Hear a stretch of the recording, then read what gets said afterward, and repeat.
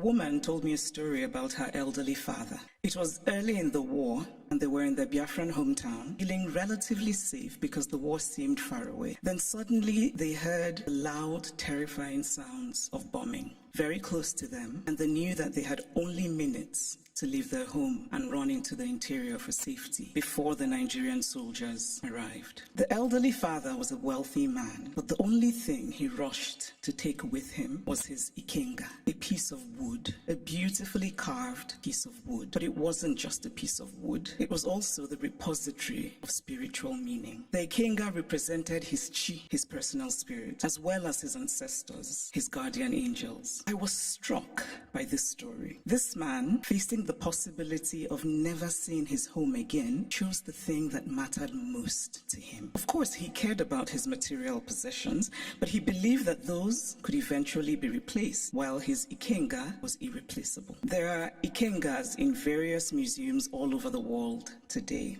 and it is easy to forget as we stare and admire them behind cold and clinical glass barriers that these are objects that are religious, spiritual, sacred. Art lives in history, and history lives in art. Much of what we call African art are also documents. They tell stories. Some are literal in their storytelling, like the beautifully ornate Benin stool that was sent to the Oba of Benin by his people when he was exiled by the British, and which he looked at and immediately could deduce from the carvings the state of his British plundered land. Other sculptures and carvings are more metaphorical. They speak to the dignity of a people, to their worldview, to their aspirations. Some of the early Christian missionaries across the African continent were very keen on destroying African art, carved African deities, which they told the Africans were just magic. I cannot help but wryly wonder what could be more magical than the story of a man who dies and then magically rises again. A man who also manages to magically give his body as bread. And I say this, by the way, as a newly returned Roman Catholic. The point is that belief systems vary, and as long as they feed the spiritual needs of a people, they're valid. We cannot be dismissive of a belief system merely because it is unfamiliar to us, just as we cannot be dismissive of a history because we are uncomfortable with it. So I'd like to tell a small story about a Nigerian woman who's married to a Belgian and has lived in Belgium for many years. She said once that she was shocked that her son, while being taught Belgian history, was taught nothing about Congo. They teach my son in school that he must help the poor Africans, she said, but they don't teach him about what Belgium did in Congo. Now, if her son does not learn that the modern Congo state began 100 years ago as the personal property of a brutal Belgian king who was desperate to get wealthy from ivory and rubber, if her son does not learn that the hands of Congolese people were chopped off with rusty axes for not producing enough resources to meet a king's greed, if her son does not learn that the Belgian government later ruled Congo with a deliberate emphasis on not producing an educated class, if this young Belgian boy knows nothing of these incidents, then at some point they will perhaps no longer have happened, because the past, after all, is the past, because we collectively acknowledge that it is so.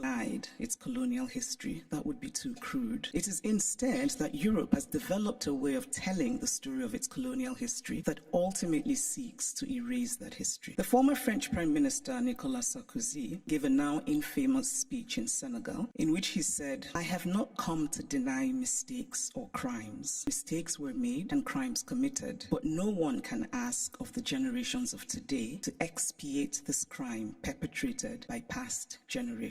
This is central to the story that Europe tells itself about its colonial history. It is a story that basically says, yes, colonialism happened, but, and whatever comes after the but is the focus of the story. What the focus on the but does is that it absolves. It frees Europe of responsibility of a significant and traceable connection to the African present, and it allows Europe the glow of charity. But the truth is that the past does not merely tell us what happened yesterday, it also illuminates what happens today. If we acknowledge that present-day Europe is shaped by the Renaissance of 600 years ago, by the Enlightenment of 300 years ago, then surely we cannot say that what happened merely 100 years ago in Africa no longer matters. it matters. We are gathered today in this reconstructed palace, a beautiful place, but also a place that represents Germany's nostalgia for imperial times. When Kaiser William II lived here, German troops were killing children, women, and men in Southwest Africa. This building says that German history matters, even in a romanticized form. The history of Africa and Asia and Latin America must matter as well. We cannot pick and choose which histories and which points of view still matter, because to do this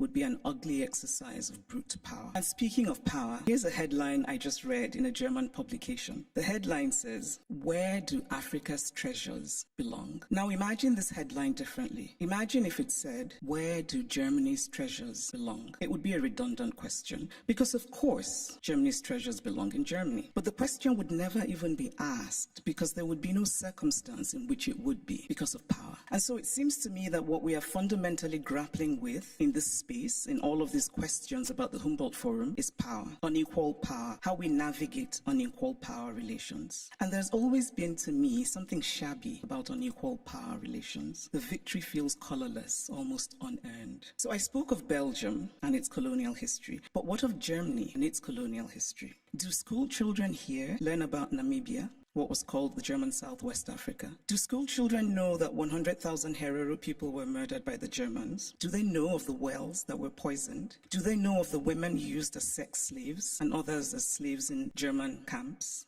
Do they know of the Nama people killed and of the Majimajirevolt in German East Africa? And why should they know? Because to tell only one part of a story is essentially to lie. The story is true only when it is complete. Germany is Beethoven, and Germany is Bach, and Germany is also its colonial atrocities that have resulted in hundreds of African skulls being stored in the basement of museums here in Berlin. Skulls of men whose spirits cannot be at rest. Men who could well have been my great-grandfather had I happened to have been born in Eastern rather than Western Africa. It is only fair to fully own all of the stories of Germany. All countries have parts of their pasts they're not proud of, that they would rather forget. But it takes courage to face those parts and bring in some light. And this is a time for courage. The courage to hear dissenting voices, such as those of the people who are outside right now protesting. They should be heard and included. They have valid concerns. The courage not merely to say, "We take your criticism," but to follow it with action. The courage to say, "We were wrong." The courage to say about art acquired illicitly, "This is not ours. Tell us what to do with it." The courage to do provenance work and to actively use local knowledge. The courage to act and to act now and not become crippled by endless planning and endless talking. The courage to believe that it can be better. We cannot change the past, but we can change our blindness to the past. And why, by the way, is the term ethnological used for art from certain parts of the world and not art for other parts of the world? And then in discussing some of this art that we term ethnological,